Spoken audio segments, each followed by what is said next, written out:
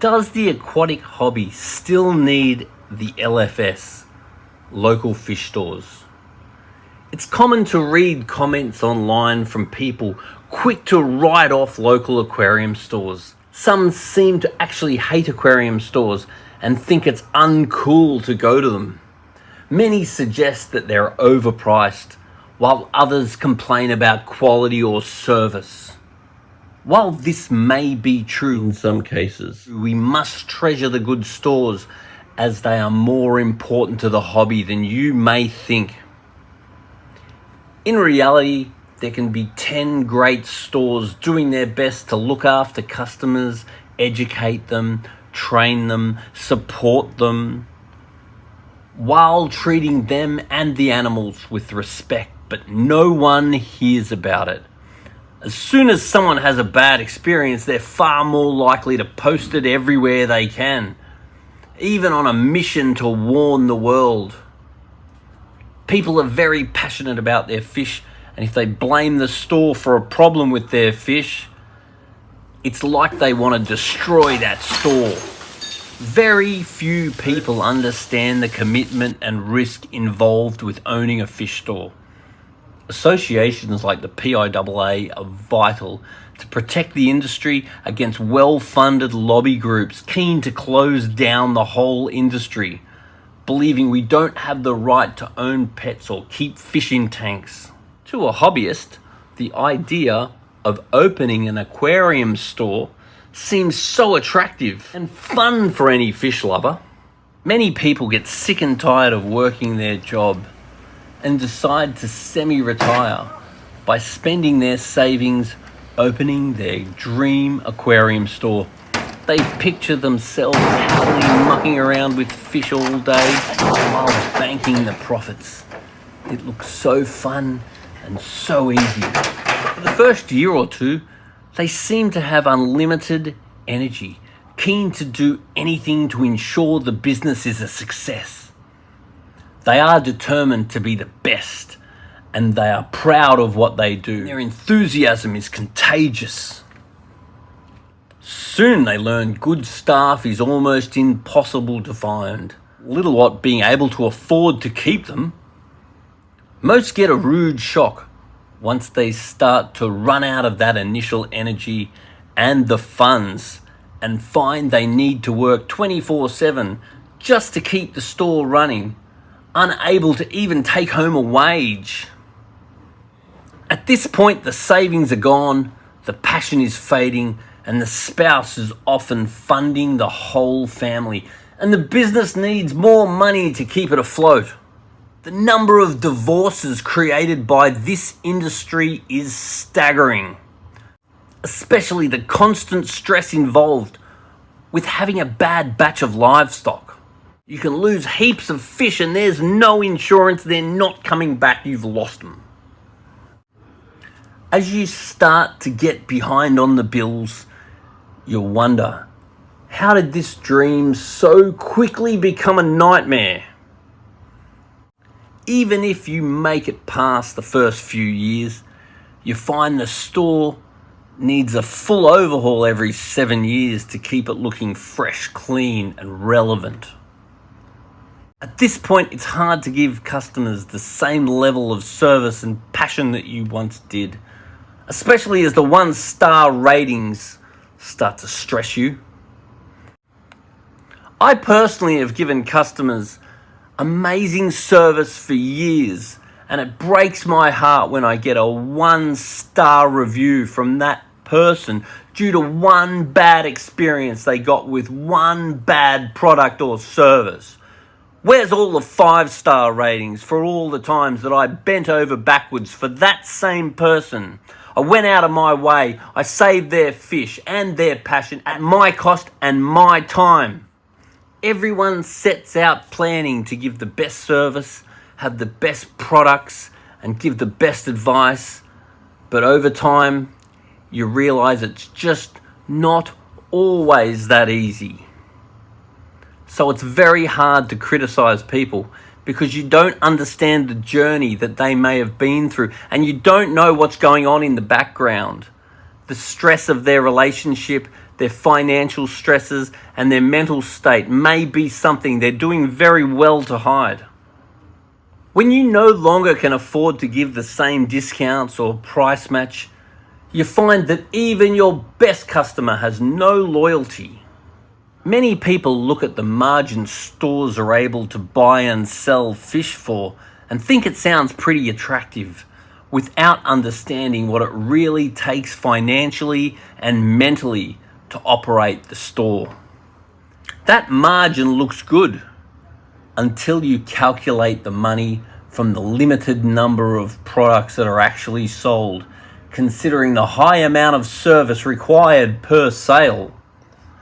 Then you need to factor wages, tank cleaning, servicing, filters, testing, medicating, restocking, electricity, water, rent, insurance, accounting, advertising, vehicles, fit out, IT, banking fees, online fees, office costs, security, taxes, repairs, legal, disease, livestock loss, human error, and much more.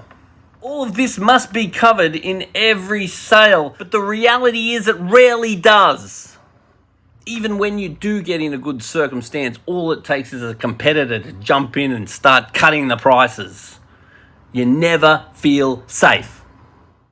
Or you lose a key staff and find you're back to doing it all yourself. Stability is something that an LFS owner dreams of. This is why the margins actually need to be several times higher than it commonly is. People new to the industry soon figure out that selling cheap doesn't cover the bills long term. They stack up. They need to reinvest many times more than the money they started with in order to create a sustainable business, especially when they start by attracting customers, selling things too cheap. You must cover your costs, otherwise you're actually going backwards. At this point, the owner is often tired, stressed, broke, and alone. With financial and mental and home life stresses, it's hard to sometimes even like fish. Little what, love them when you live, breathe, and work with them. Mental situations suffered from LFS owners is real, and it's a situation that I've had to deal with multiple times myself, and I've helped many other people that find themselves in this circumstance. This is why associations such as the PIAA can be an understanding, real support structure for advice if you reach out. I really recommend that everyone needs to join the PIAA, the Pet Industry Association. We need to make it strong, and we need to have it able to help support each other. We all need to get involved. I encourage anyone considering buying an aquarium shop to work in the industry for several years, then to work out all the costs required opening a store, then ensure you have 3 times that money available to allow it to be sustainable. Opening the store is the cheap part. Till it's sustainable is where the real costs come in. There's a joke in the industry: the best way to be an aquatic millionaire is to start out a billionaire. Even considering all this, the tradition of the LFS lives on. The question is, do we still need them?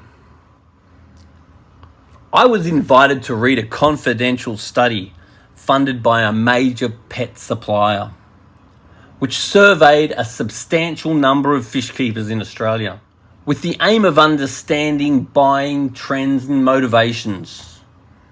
As this was read in confidence, I'm limited to what I'm able to post. But the first part of the study laid out in percentages all the reasons why you would think about getting an aquarium. Then all the reasons why they actually did get an aquarium. then all the reasons why they would think about getting rid of an aquarium, then all the reasons why they did get rid of an aquarium.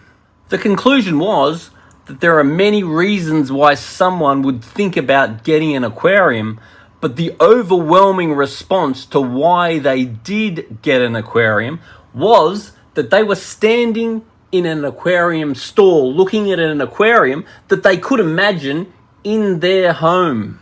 There were many reasons why someone would think about getting rid of an aquarium, but the reason why they actually did get rid of it was overwhelmingly that they had some trouble with the tank and they couldn't find someone they could go to fix it. Aquarium stores are the place where people go to make the decision to start keeping fish, and the place where people turn to when they're in trouble and they would consider getting rid of the fish. The most important thing for an aquarium store is to have a range of inspiring display tanks that people can imagine having in their homes, and to ensure they offer good backup service to help customers when things are not going well. Bringing a video of your tank running and a sample of water to a good aquarium store will solve most of the troubles that most people have. On top of that, other stores will actually go out and help you fix it. It is the aquarium store that starts and keeps the average customer, regardless of their access to the internet or general pet stores. Even if the tank is bought at a general pet store, given by a friend, bought online, or got secondhand, it's still the aquarium store that ultimately is responsible for supporting the customers in their time of need. A quality, clean, well-stocked, friendly, knowledgeable LFS has always been and still is what drives this hobby. Notice I didn't mention cheap. In this hobby, you get what you pay for. If you want quality livestock, products and advice, it comes at a price. Whether you're the one charging it or you're the one paying it, I suggest you first consider the level of animal husbandry skills demonstrated when you're selecting your LFS if you're looking to buy a fish. There's no such thing as a cheap dead fish. You must treasure any aquarist you find in the industry that is knowledgeable, passionate, caring, and respectful, as we owe this industry to them. And they could probably make more money somewhere else, but they're here because they love it, and they're here for the passion that drives us. They are the people that make this industry commercially viable for us all to enjoy at all levels. The second part of this study was to survey two demographically similar areas. One had a great LFS and the other didn't have one at all. Both had access to the internet and general pet stores. At the time, 11% of Australian households kept fish, and they concluded that people happily travelled about 25 minutes to their LFS. The amazing results was that 17% of the population near the LFS kept fish, while only 2% of a similar demographic not near an LFS kept fish. Please consider this when reading those nasty posts from people quick to disrespect their LFS, especially when it is due to one bad experience out of many. If we want our industry to survive, we must support each other. Give your LFS a 5-star rating. Treat them with the respect they deserve, as it isn't as easy as you may think. Maybe consider another option for your semi-retirement, unless you're prepared to take on the beast that is owning an LFS.